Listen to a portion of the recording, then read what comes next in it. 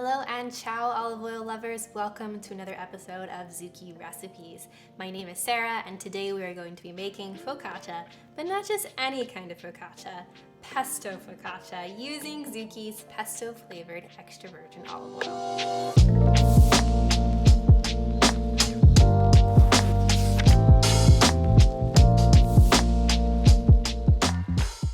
Focaccia is a typical flatbread from Italy's Liguria region, and so we thought that it would be fun to pair it with another dish that's typical of the Liguria region, which is pesto.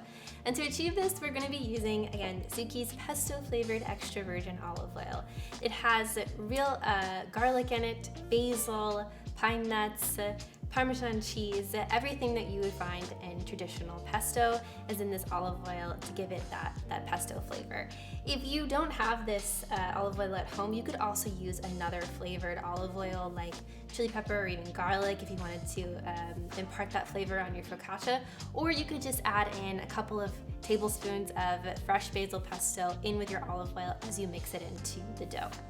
So when we're making this recipe, we're going to be using a kitchen scale. This is because it provides much more accurate measurement over cups, tablespoons, and teaspoons. But that being said, if you don't have a kitchen scale, we do have the conversions to cups, tablespoons, and teaspoons available on our website. You can just check out the link below to get that recipe. Okay, so we're gonna start by mixing up our wet ingredients first. So I'm gonna take half a teaspoon of dry active yeast, add this in here. I'm also going to have about a tablespoon or 10 to 15 grams of sugar. This is going to help the yeast activate. And then lastly, we're going to add about 600 grams of lukewarm water. I'm going to see when this gets to 600 grams. Okay, perfect. So once you add your water, just going to give this a quick little whisk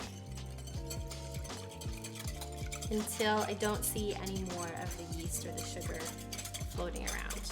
Okay, great. So we're gonna set this aside, and then we will work on our dry ingredients. And so to use this, I'm gonna start with a really, really big bowl because we're gonna be mixing everything up in this after we measure out the dry. So we wanna give ourselves plenty of space to mix everything up. And I'm gonna add 800 grams of all-purpose flour. And of course, the better quality the flour that you can find, prefer organic and unbleached, the better. But for the most part, any all-purpose flour will be fine. I think a lot of people see focaccia and think that it's a really complicated recipe. And there are some, techniques and things that are important to follow, but it really doesn't take that much time. It does take time to proof everything, but the actual active time of making it is really, really quick. Okay, so have our flour in here. I'm also gonna add in 2 tablespoons of salt. I'm just using kosher salt here. Okay. And then we're just gonna whisk all of this together to get out any crumbly bits of flour and to mix the salt. And now we're gonna add in our water, yeast, sugar mixture to the flour and salt mixture. And the trick here is that you really wanna mix it until it's just combined. You don't wanna over mix this. It's kind of like if you're making Southern style biscuits, where you mix up the flour and the buttermilk together just until it's incorporated. Okay, the last thing that we're gonna add is the pesto flavored extra virgin olive oil. We're gonna use about 50 grams of this.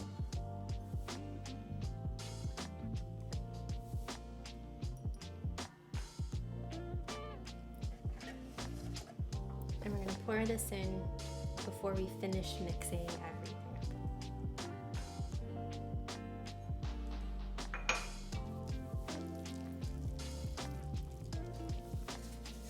If you visit Liguria in Italy, it's pretty common to see many different flavors or types of focaccia in different bakeries around town. So you won't just see, you'll see the classic kind that's just like olive oil flavored method, but you'll also see a lot of other flavors like rosemary, or topped sometimes almost like a pizza with sauce and cheese.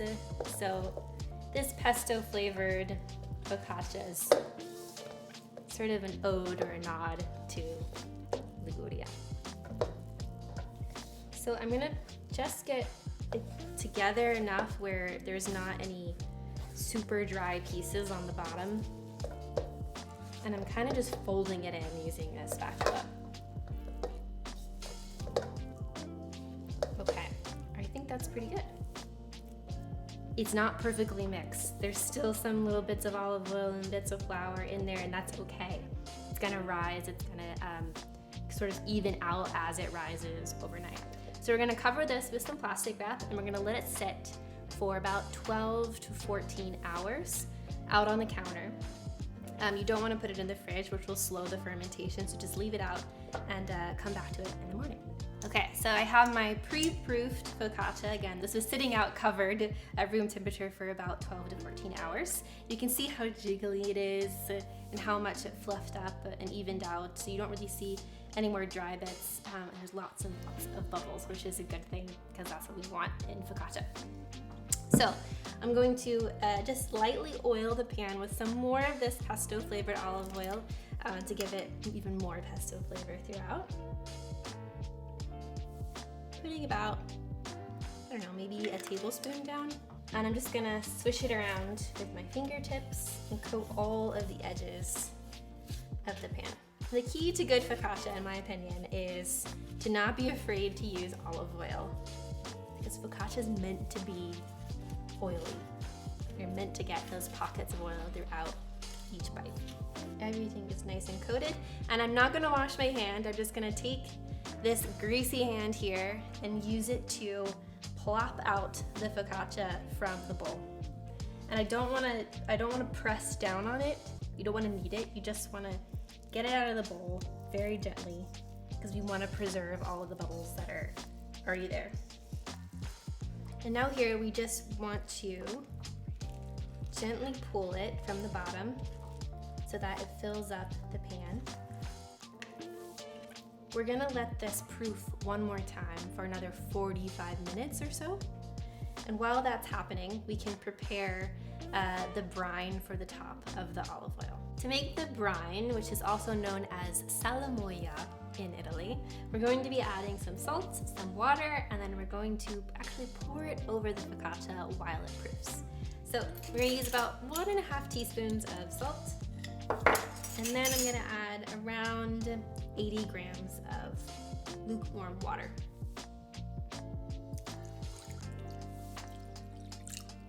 Now for the really fun part. We're gonna make the dimples on the focaccia, and this is what gives focaccia its characteristic look and texture. So to do this, we're gonna use our fingertips, and I like to use just these four, not the thumbs. And we're gonna go in at a diagonal angle and just slowly press into the focaccia.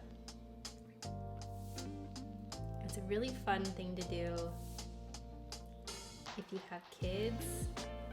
Also a really fun thing to do if you don't have kids and you just like playing with dough. And this is what allows the brine and the oil to get really down inside the focaccia. So we're gonna add our brine. And it seems kind of strange, like pouring water on top of your bread, but again, this is what gives the focaccia its flavor. And as the last step, we're gonna pour on some olive oil. And you can sort of eyeball this, just sort of drizzle it on. Okay. Sprinkle it with a little bit of flaky sea salt to give it that salty crunch when you bite into it. So after this is proofed for at least 45 minutes, we can put it in our oven at 450 degrees and bake it until it's crispy golden brown.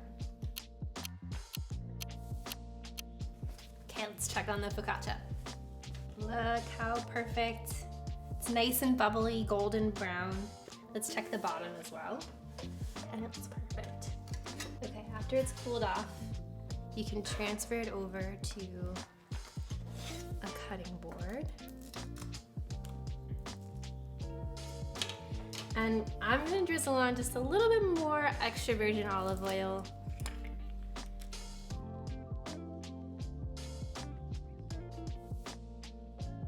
So that's it, we just made focaccia.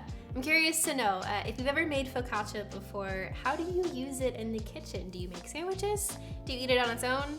Let us know in the comments below. And if you're looking for this recipe, there's also a link to the recipe on our website in the description below. Thanks so much for watching. We'll see you next time.